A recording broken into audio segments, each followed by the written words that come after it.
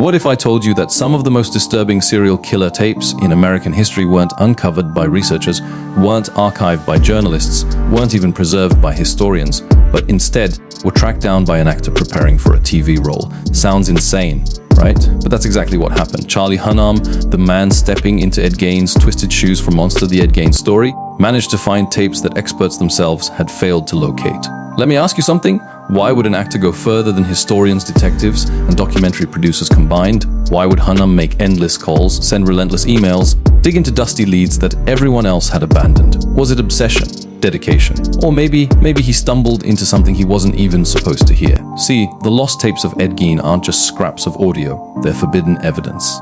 The kind of thing that sits hidden in drawers for decades because it wasn't supposed to exist in the first place. The kind of thing that makes you question who's protecting the truth and who's burying it. Here's the crazy part. This isn't some fan theory or Reddit rabbit hole. This is real. Hunnam himself admitted it. And here's where the pain point really sinks in. Researchers knew these tapes existed.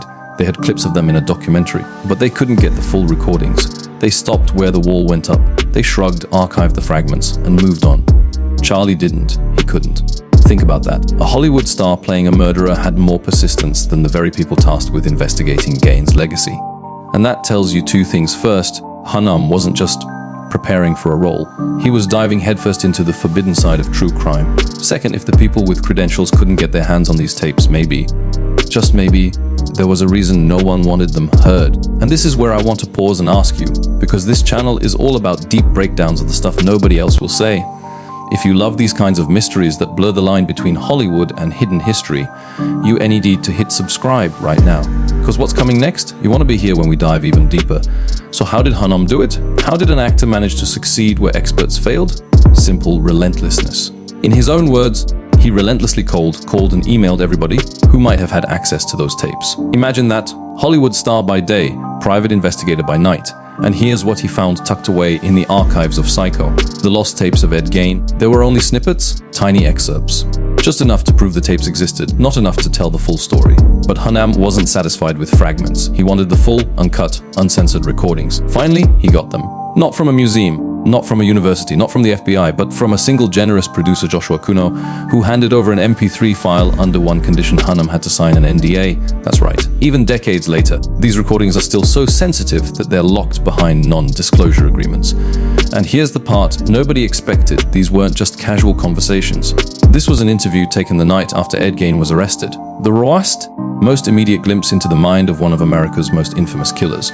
But there's a catch, a dark one. Those tapes were never circulated because the police botched it. They failed to read Gein his Miranda rights. Worse, he had been beaten up by the deputy sheriff. And not just any deputy, the son of one of Gein's victims.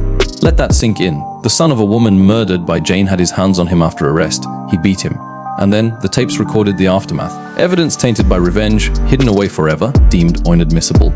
And so they sat in a drawer for decades. Now, here's where I want you to think about something. If those tapes had been admissible, if they had been released, would horror history look different? Would Hollywood have changed the way it told its stories? Would Psycho, Texas Chainsaw Massacre, even Silence of the Lambs have landed differently, knowing exactly what Ed Gein said in his own words, hours after being caught? Here's a poll for you. Drop it in the comments. Would you even want to hear those tapes?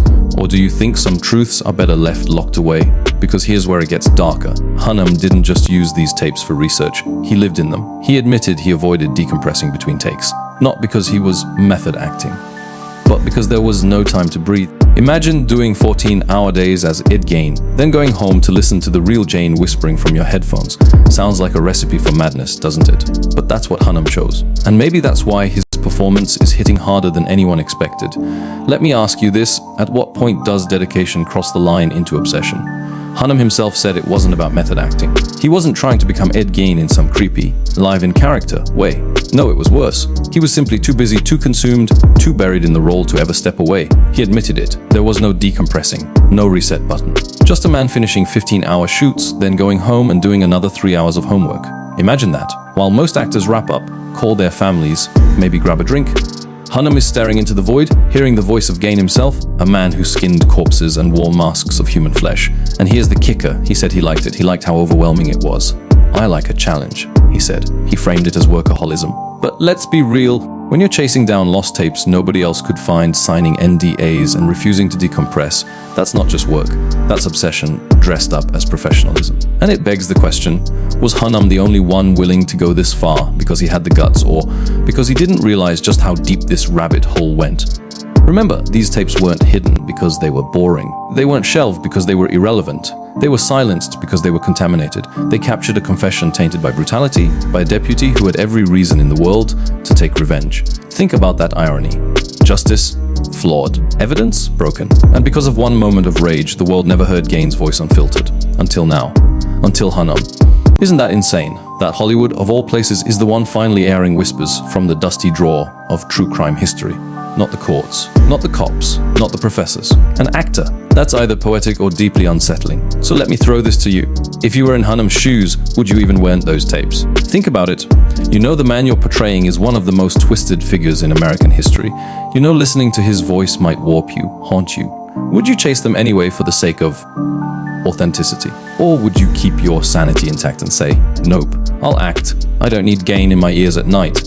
Drop your answer in the comments because I know some of you would be like, nah, I don't need serial killer ASMR before bed. And others are already Googling where can I hear these tapes. And let me call myself out here. I can already hear you roasting me, Jones. You'd totally cave. You'd be the first one signing that NDA just to get the scoop. And maybe you're right, maybe I would. But here's the scary part. Once you hear a voice like that, you can't unhear it. You can't delete it from your head. If you've been with me on this channel for a while, you know we've talked before about lost media and the way history sometimes hides the ugliest parts of itself.